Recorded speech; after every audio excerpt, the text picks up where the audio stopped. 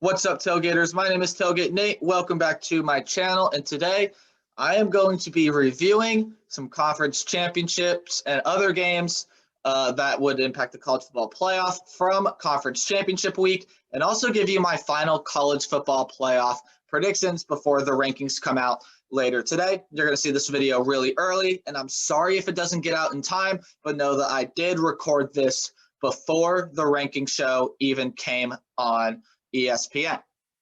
This was a huge week for college football, of course, as conference championship week usually is. And I'm sorry to say that the Sun Belt Conference Championship was canceled. That was going to be a really interesting game. So just know I'm not going to show a slide about it because it was canceled. Let's go ahead and get into the review. And then, like I said, I'm going to be giving you my final college football playoff predictions afterward.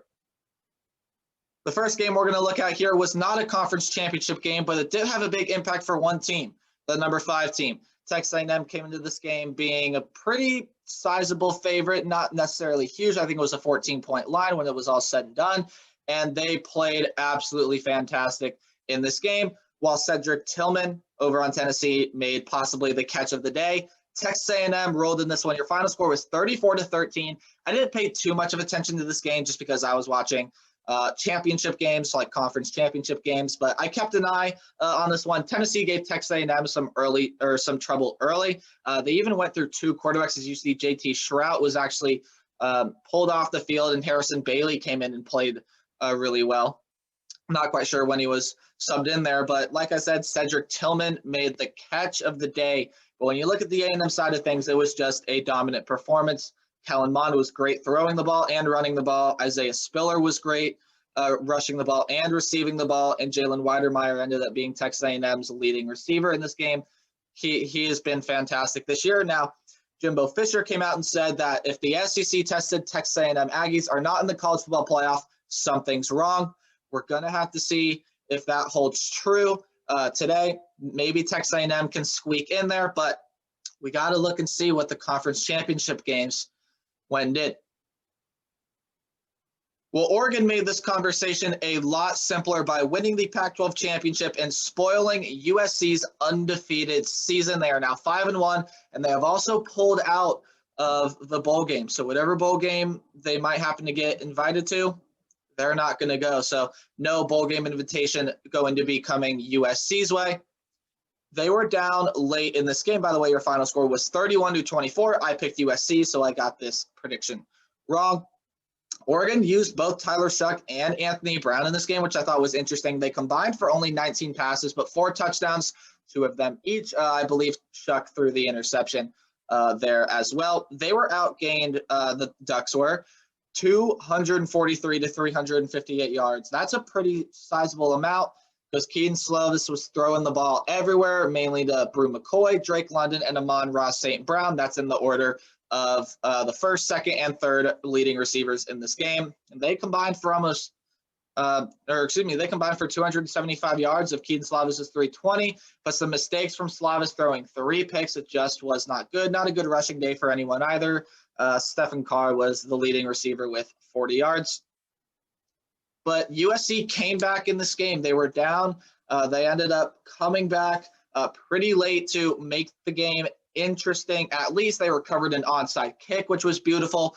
They ended up not going down the score, but they seemed to have some magic late. But again, just some mistakes by USC in this game really is what lost them this one here. Oregon played a phenomenal game. Oregon not expected to be at 4-2. They were expected to have a little bit of a better record, maybe even be undefeated up to this point. But alas, Oregon wins the Pac-12, and they get to play their way into a New Year's Six Bowl. The Big Ten Championship was very nerve-wracking if you were an Ohio State fan like myself. Justin Fields did not have a great game, but let's talk about Trey Sermon. If you watched my Ohio State fan reaction on this video, which, by the way, you should go check it out. I always like making those videos. 29 carries, 331 yards, 2 touchdowns, and the Big Ten Championship MVP as the Buckeyes beat the Northwestern Wildcats 22-10. Now, Ohio State was down at halftime in this game. They had to fight back. They had to fight just to get to the Big Ten Championship. Nonetheless, they were in danger of possibly dropping this game to Northwestern. Northwestern was playing really well, playing some great defense, but Ohio State was able to fight back. You see Peyton Ramsey was playing the game of his life, but just the mistakes in the second half, couple picks and a fumble, I think is also what really cost Northwestern this game. There were some drives that Northwestern was getting down the field, and they were pretty close to scoring, but the Ohio State defense made some plays, and Peyton Ramsey just made some ill-advised throws, hence the interceptions, and also just couldn't hold on to the football, hence the fumble. But we need to talk about Trey Sermon. Justin Fields, he's not going to win the Heisman this year. That's fine. He is probably going to be moving on to bigger and better things in the NFL. But again, we'll have to see because with this eligibility rule, right?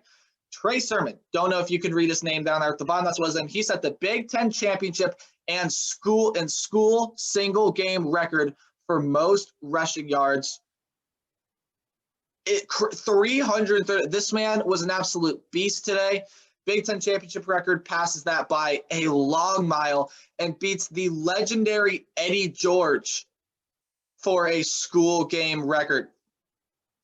Needed to beat 314. He beat it by 17. So now Trey Sermon, single game leading rusher, the grad transfer from Oklahoma, is going to be in the Ohio State record books. He has emerged in the past couple games. I cannot express how proud I am of Trey Sermon. He has looked like the back he did from Oklahoma, plus 10 times more. He has played absolutely phenomenally. And as for Northwestern, you had a very good season. Nothing to hang your head about at all. Now you just got to hold on to your head coach. Before I recorded this video, I was compiling some stats for games that I haven't yet, which you're going to see later in this video. But I was seeing that NFL GMs and owners are looking at Pat Fitzgerald as possible coaches. Going to see if he says, no, I don't want to leave Northwestern. And if he says, sorry, guys, I'm going to move on to bigger and better things. I hope he stays at Northwestern. I think he's a terrific college coach. Northwestern definitely will get into a good bowl game if they accept the invitation. There's going to be a lot of fun to watch Northwestern the past couple of years. And that's for Ohio State. Congratulations. You are Big Ten champions for the fourth time in a row, and you've possibly secured your spot in the college football playoff. Ohio State wins the Big Ten championship. This game got pretty interesting. Sorry that the Big 12 championship game is overlapping Oklahoma. It's just so huge down there. But Oklahoma seemed to be steamrolling Iowa State early. It seemed like there was no way that Iowa State was going to come back and win. Iowa State fought back in this game, but just an ill-advised throw from Brock Purdy, tried to force a throw, and Iowa State comes up on the short end of the stick in the Big 12 championship, 27-21. Now, like I said, Oklahoma was dominating this game. The score was 24-7 at some point. I even believe that was the score at halftime. And I myself was trying to watch my Ohio State Buckeyes as well as this game at the same time.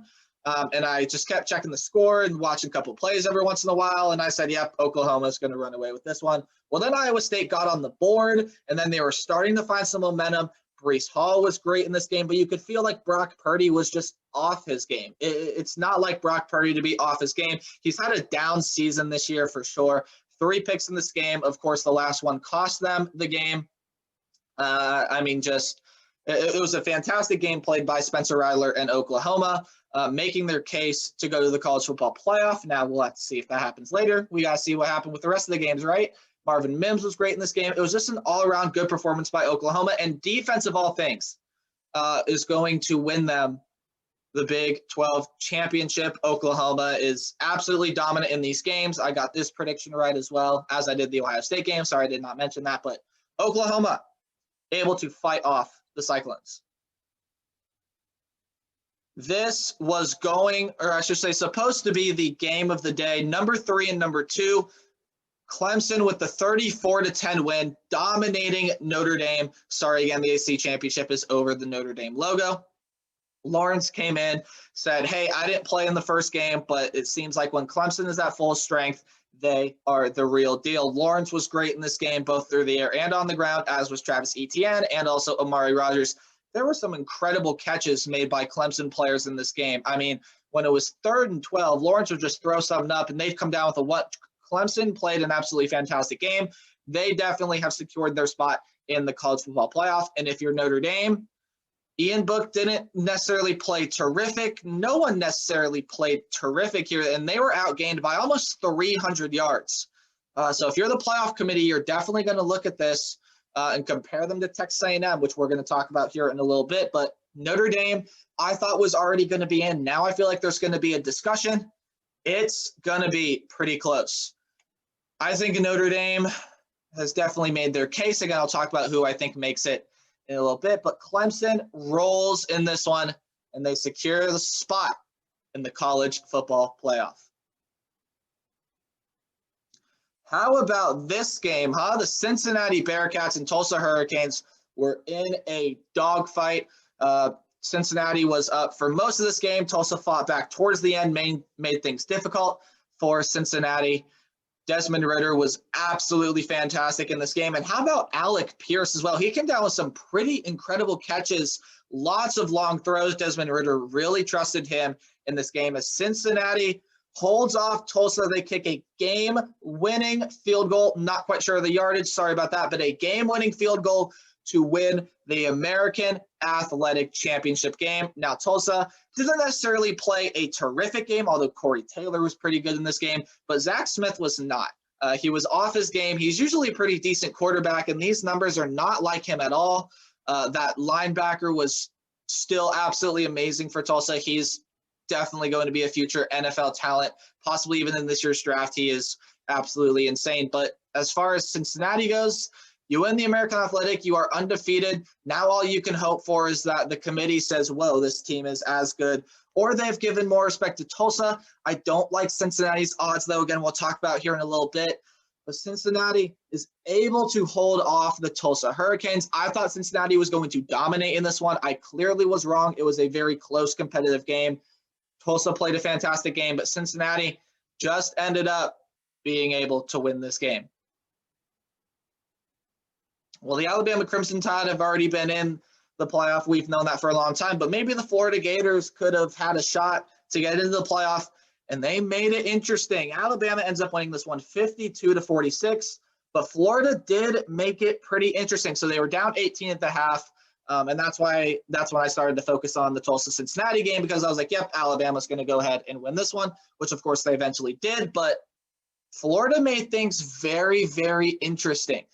They were able to come back. They were able to stop Alabama in the second half in some drives. And towards the end of the game, it was just too little too late for the Florida Gators, if I'm being completely honest. They just and again, it was Kyle Trask who was really leading them here. Kadarius Toney, yes, those are receiving numbers. Terrific. Kyle Pitts receiving numbers in his first game back in a long time. Absolutely terrific. When you look at the Alabama side, you got Mac Jones and Devontae Smith, who are probably going to be number 1 and number 2 in the Heisman. Me personally, I want to give it to Devontae Smith. I want to see Devontae Smith win the Heisman. He was not even the number 1 receiver coming into this year. It was Jalen Waddle, and he went down. We said, we don't know how good this Alabama team is going to be without Jalen Waddle. Devontae Smith has really stepped up. Now, Jalen Waddle hopes he can be back for the playoff, which, of course, Alabama has now locked up the number 1 seed. But Florida made it interesting. If you're the Florida Gators, hey, you're probably going to end up maybe in the New Year's Six Bowl. We'll see what the committee does. If not, you'll end up in, I would probably say the Outback Bowl. But New Year's Six, I think, definitely is the place to go for the Florida Gators. If not, they'll put the Georgia Bulldogs in there, but I don't see why they have. Florida's an absolutely fantastic team, but Alabama came out. They played their game. And again, it was just too little too late for the Florida Gators. Alabama locks up the number 1 spot. So after all of that, where does that leave the playoff? At number 1, of course, is Alabama. With the way that they played that Florida game, sure, Florida was able to come back, but Alabama still won the game. They are going to lock up that number 1 spot, and that is what I am predicting. That should be a very easy pick. Number 2 should also be an easy pick. It should be the Clemson Tigers after steamrolling Notre Dame, and they've been ahead of Ohio State. Clemson should surely go ahead and get that number 2 spot. As for number 3, Ohio State should get the number 3 spot. So it'll be a rematch of a semifinal is what we should see. Clemson and Ohio State again. Again, the Rose Bowl game has been moved to Arlington, Texas. It's going to be played at AT&T now instead of Pasadena, so that they can allow families, friends, and fans in general to come watch the game. The Sugar Bowl is already going to have fans, so Will it still be called the Rose Bowl game? I think so. I did find this interesting, and my dad actually told me this, but the only other time the Rose Bowl game was moved was because of the attacks on Pearl Harbor. So right after the attacks at Pearl Harbor, they said, hey, that's not safe. We're going to move it. And they went and they played it at Duke University. So a very, very interesting thing. Also, I just got a notification on my phone. Sorry if you heard buzzing. That's what that was. But Kyle Pitts has just entered the NFL draft. So good luck to Kyle Pitts in the draft. But anyways, moving back to this, Alabama should be 1, Clemson should be 2, and Ohio State should be 3. Now the big debate comes about number 4. You have Notre Dame, who's already beat Clemson. Granted, they were shorthanded, but they still beat them. And again, they beat them with a home crowd behind them. Or you have Texas A&M. In my opinion, Cincinnati and Oklahoma, I think, are just too far behind. The committee has shown that Cincinnati doesn't really have a shot to get in.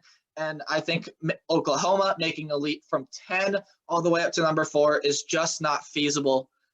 Me personally, if I were to put this, I would put Coastal Carolina in. I know they didn't play this weekend, but they've had some great wins. They've not shied away from competition. I would put Coastal Carolina in my opinion. Now, would it be a good game with Bama? Maybe. I don't know. Probably not. But anyways, it dwindles down to Notre Dame or Texas A&M. And I've seen other playoff prediction videos on people picking both sides. I've seen articles on people picking both. They said, oh, after the way Notre Dame lost to Clemson, hell no, they don't need to get into the playoff. Or they said, well, people have said, well, they've already beat Clemson. Why don't we give them a shot? I think it's going to be the most interesting decision made later this afternoon. But me, the way that I've seen watching both of these teams and with the criteria that the playoff committee has, I'm predicting that Notre Dame is going to get that number 4 spot. 1, 2, and 3 are clear, cutthroat, dry. That is what's going to happen. But as far as Notre Dame goes, or as far as the number 4 spot goes, I think it's going to be Notre Dame that gets it. I think for a couple reasons. A, because they've already beat Clemson. That shutout, actually, I have to say that blowout performance by Clemson, I don't think reflects the type of season that Notre Dame has. And they still have some good wins like Clemson. They've also beaten North Carolina. They have some good wins on that schedule. Texas A&M, they already lost to Alabama by a lot of points. And while they are a very, very good football team, I think Notre Dame just barely gets the edge. Also because they played in the conference championship game while A&M didn't even win their division. Now, divisions in football are a whole other discussion that I won't get into today. That'll be an off-season thing. Don't you worry, I have plans for the off-season. I'll make it very interesting for you guys. But I do think that Notre Dame is going to end up getting that number 4 spot. I think that the words are not working. Sorry. It's what I predicted.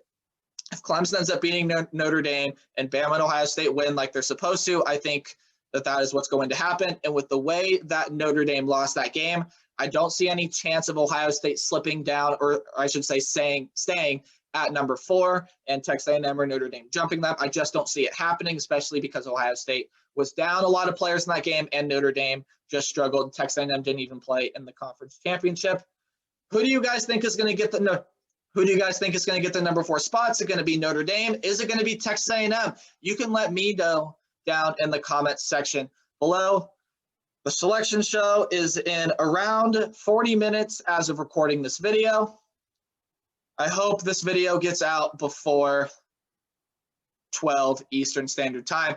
That's going to do it for my conference championship review and college football playoff predictions after championship week. If you guys enjoyed, leave a like. Also consider subscribing if you're brand new or you enjoy my content, and ring the bell so you can join Tailgate Nation. Also leave a comment down below. You can tell me who gets the number 4 spot, or you can tell me any of your thoughts on the conference championship games or other games that you enjoyed watching this weekend, and share this video with everyone you know. I'm trying to grow the channel as big as possible. It would mean a lot if you could share this video with people who like college football as much as you and me. Remember to play hard, but tailgate harder.